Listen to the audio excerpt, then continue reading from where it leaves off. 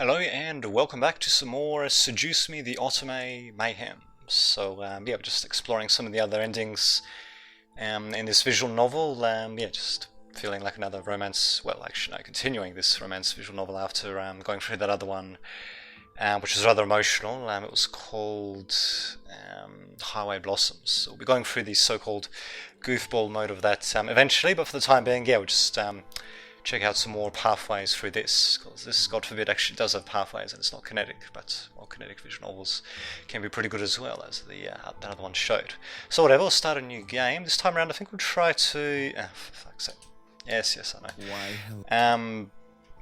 Yeah, I think we'll try to get that true power ending, I think it's called. Those achievements seem to be a pretty good way of figuring out what endings we're missing, so yeah, let's just go for that. So we'll call ourselves... Frog... Yep. Yes, there we go. Outstanding. Oh yeah, it's a very lovely game. A very lovely name, should I say. Oh dear. Alright, so yes, basically awakening here. This doesn't really matter, we're not pursuing either of their paths. Yeah, whatever, just that. That sounds good. And yeah, we just get a lunch and all that. Grandfather's dead. Dad decides to be a bastard. And it doesn't really matter who's right, just going through this. God, what a bitch. And leave it alone, I guess. I don't really know what difference that really makes, to be honest, but whatever. Then we counter the male leads there. Ask an apology. Slice. Why do I always look like the... Okay. He's sorry. Well, there you go. I didn't His mean... fingers. Did we actually watch this? Yes, we did actually. Well, there you go. Big cam. Oh, never mind. We actually didn't do that before. Took a deep breath. Wake. Okay, so yeah, that's why we want to do that. Blah blah blah. I mean, really, we'll be going for that at a later point, right? I just want to get that freaking fancy ending there. You can have it. Yep. Nope. Smack him. It's funny, if a man does that to a woman, it's assault, but in this case it's cute, so there you go, Funny that works. Anyway, whatever, so we managed to get through that. Yeah, blah blah blah. We're in your head, I don't think it really matters what we say.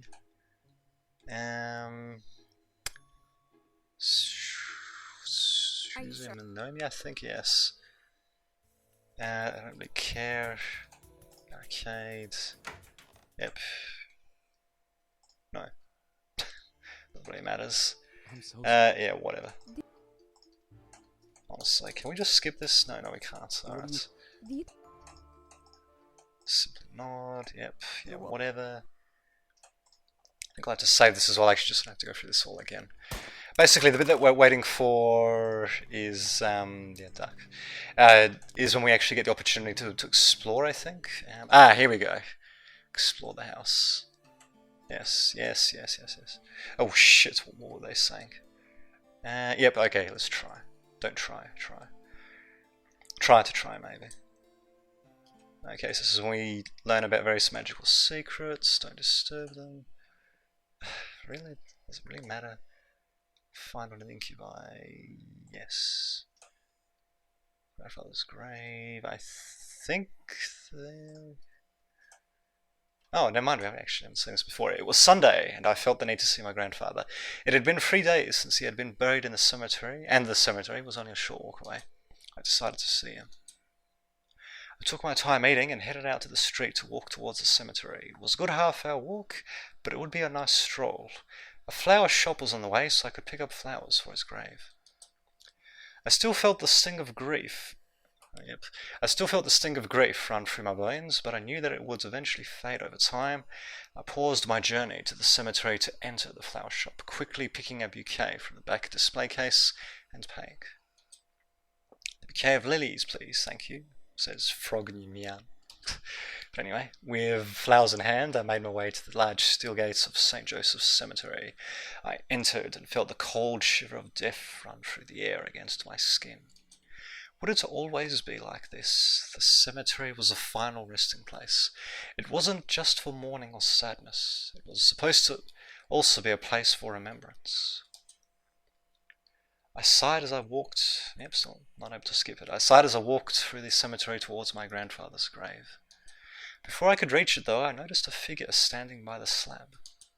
Huh? Who's that?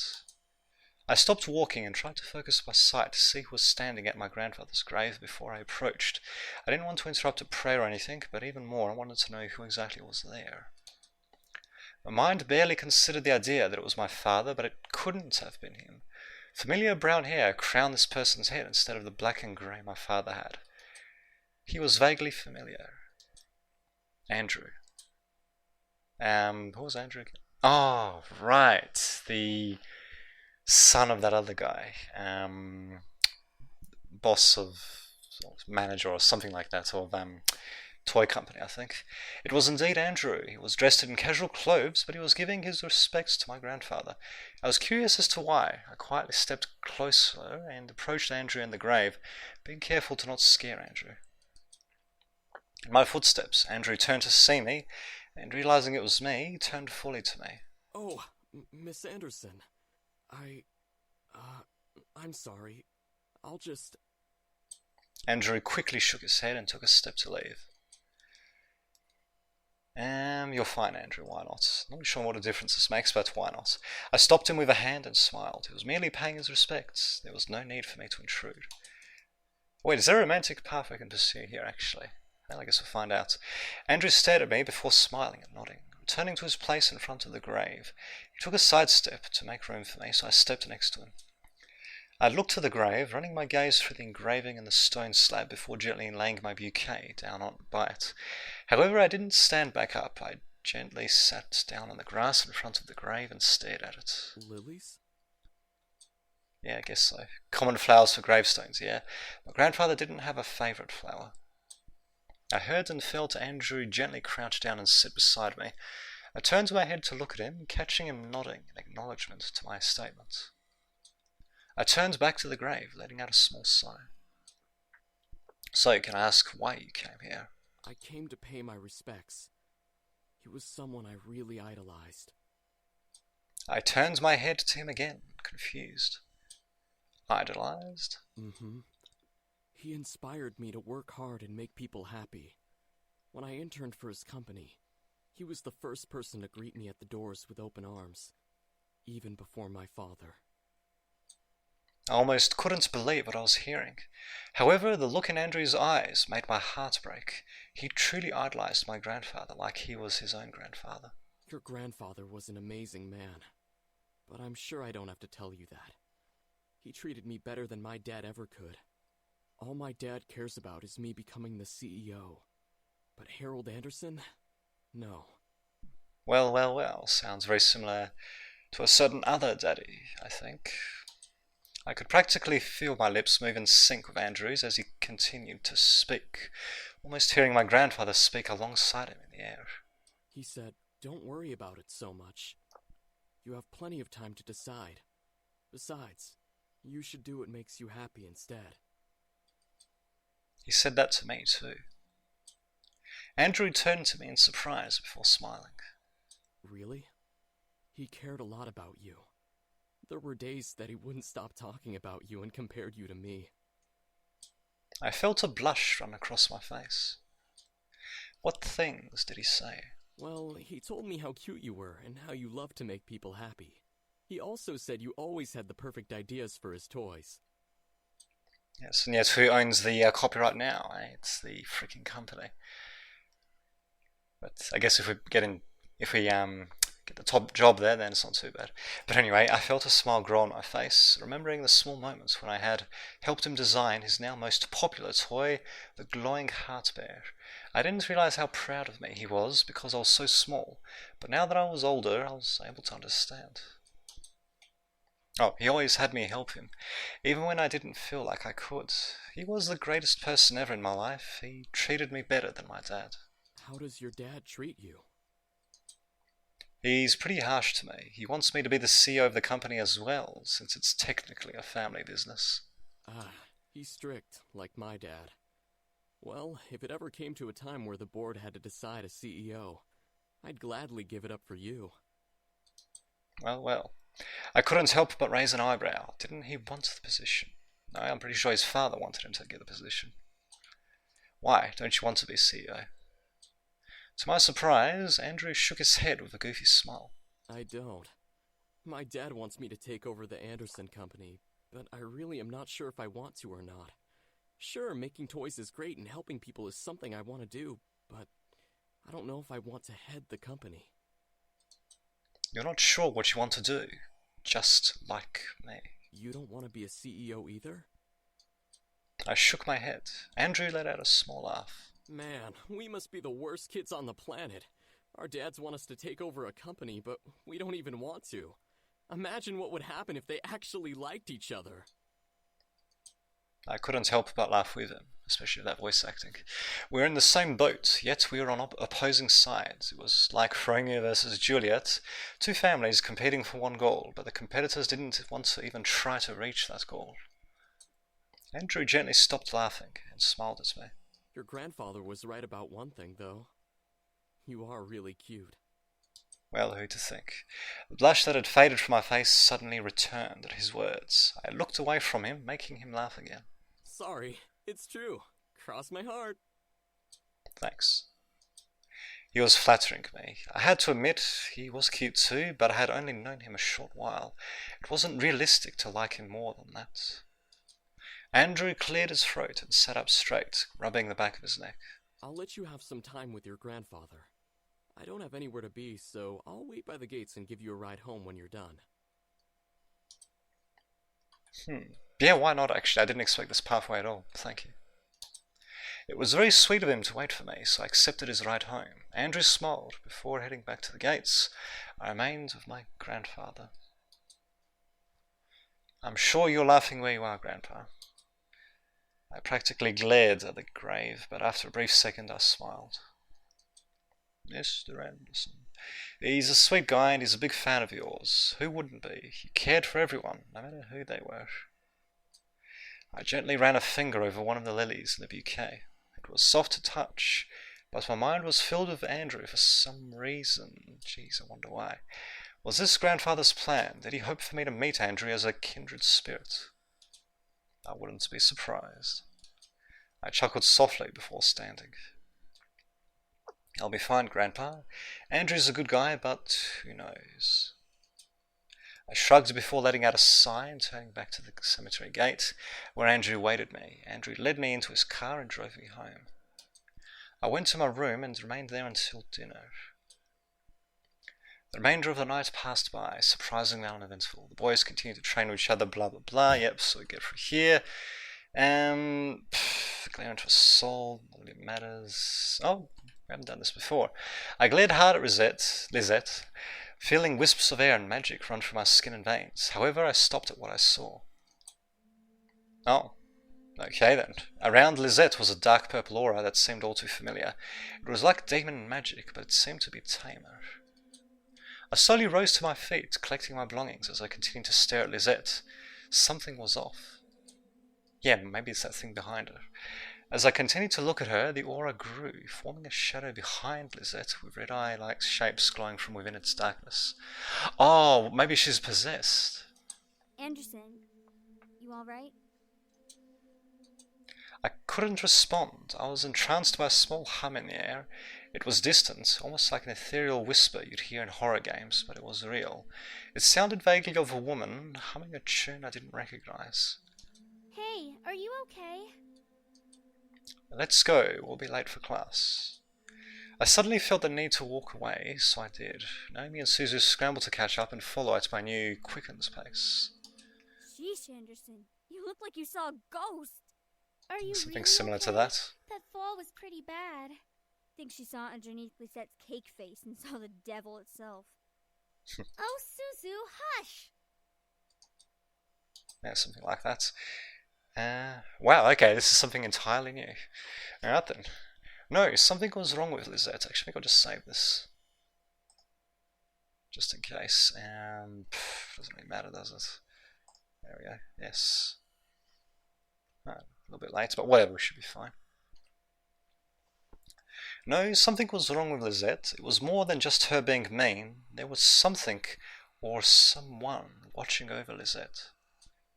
Or they're watching me behind Lisette. What they were doing I didn't know, but it was definitely demonic. Surprisingly, the rest of the school day went off without another incident. I went blah blah blah, did various things, fired him off. No way was that happening. Do various things, get back here, and that's right, we encounter Diana, and I think this is where we can make the bargain with her. Actually, wait a minute, I wonder if we can actually fight her. Let's give that a shot, actually. Oops. Just save again. Check. Yes. Chances are we're still nowhere near strong enough, but let's give it a shot anyway. Yes, fight. Nope. Still not strong enough at the same time. Fine. Make a deal. Yes, yes, yes. So we requested her before. I think we're going to go for power this time. Yep, can't skip it this time. Diana raised an eyebrow to me. What kind of power? Anything. Oh god, how specific. I just want to have it. You want power, but don't know what kind of power you want. Interesting, human. Indeed. I watched as Diana walked over to me and gripped my chin. She examined my face, which made me wonder what the heck she was looking for. Did I have something on it? Diana's eyes seemed to almost glow as she looked into my eyes, which both scared me and made me feel warm and fuzzy. Diana nodded her head, a small smirk painting her face. Well, since you didn't specify what kind of power... I raised my eyebrow. What was she thinking? Diana stepped back and tapped her fingers on her crossed arms, trying to think. I was unsure of what ran through her mind, but I hoped it was good. As if coming up with a solution, Diana finally lowered her arms and nodded to herself. Very well, human. Power you want, so power you shall have.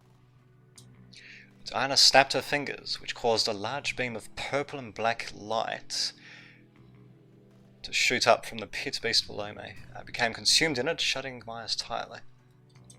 The world around me became dark, and I didn't want to open my eyes for any reason. I couldn't feel myself fall, I couldn't even feel my own body. Darkness surrounded my body, and I felt weightless in its embrace. Was this what I wanted? Where was I? Was I dead? I couldn't be. This couldn't be what death was. What was going to happen to me? Why was I in darkness? I didn't know what was happening, and I felt like screaming, but in a darkness like this, who would answer? Diana, where are you? I could hear my voice empty into the darkness without echo. I was in an abyss, left alone with no one to turn to. Was this freedom? Was this power? What was this? You're too chaotic for the world of humans, little girl. I'm going to give you something very valuable, so you best not squander the chance. I looked around, trying to find Diana. What was she talking about? You're about to be reborn. You will be reborn into a powerful creature. So powerful, the demon lord himself will learn fear. Okay. And I'm going to give you the power to defeat him. I felt my body quake in pain suddenly, forcing me to curl over my body and cry out. Gah. My clothes burnt off of me, and I watched in fright as my hands and feet began to darken into an inky and dangerous purple tint. The colour travelled through my skin and made my body twitch in both pain and fear. I couldn't help but scream in agony at the pain rushing through me. It felt like my skin was burning away and being replaced by a new shell. It was a torturous mutation. Now, the gifts of chaos are not easy to receive, are they? I could feel marks burn themselves onto my flesh, marking my body in a purple tattoo gallery. As my head began to feel heavy, I gripped onto the sides of my head, only to feel something growing from each side. Horns, I'm guessing. I gripped onto the new additions to my head and gasped. Horns. Was I becoming a devil? New. A demon. A demon. Yes, I was a demon. Now I want to play Legacy of Kain's Soul Reaver, funnily enough. But anyway, my life flashed before my eyes and burnt away like flowers in a wildfire. Each memory I held dear to me no longer existed in my mind, for I only could accept darkness. I was a demon. The name Azure reverberated in my head. Was it my name? Was it a name of someone close to me? I couldn't place the name, so I placed it into the darkness of my mind as my first memory. I closed my eyes and breathed. I opened them and was staring into a castle hall, seated on a throne. Just like that, eh? Alright. I heard shouts and pleadings for help and aid from the servants around me. They all were scared of the threat that was coming our way. Or rather, one even approached me and asked what we should do. Are you going to give me some visuals or something? Anyway, I stared at the demon's servant, recognizing him as my underling. Another new memory. I crossed my legs and fought briefly. The demon lord was a powerful demon, willing to kill for territory. New memory. I smirked. Oh, there we go. Wow. I wasn't expecting that. Let him come. I am ready. God, those haunts. Well, anyway, I felt new memories of the world around me draw up from the darkness in my mind, telling me everything I needed to know about my situation. I was a succubus, and the new ruler of a territory the Demon King wanted. I wasn't going to let him take it so easily. I wouldn't allow it. Well, well.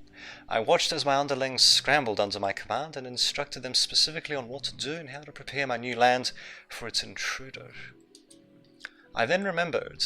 Azura gave me the power to defeat the Demon Lord while she was out on some mission or another. I could take it and become a new being. Would she return? Not likely. She was too weak to return. After ripping open a... Oh, wait a minute, is that Diana?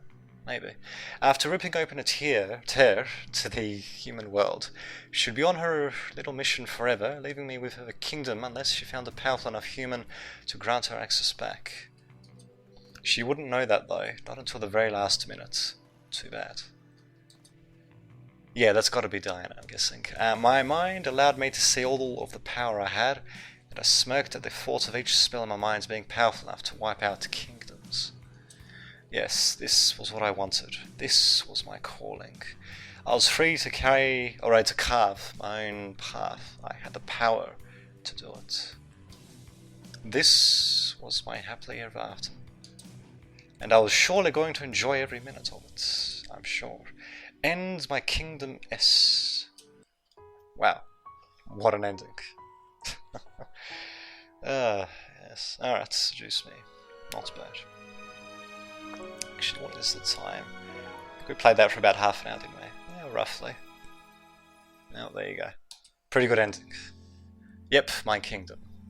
Was that about attaining true power? It probably was.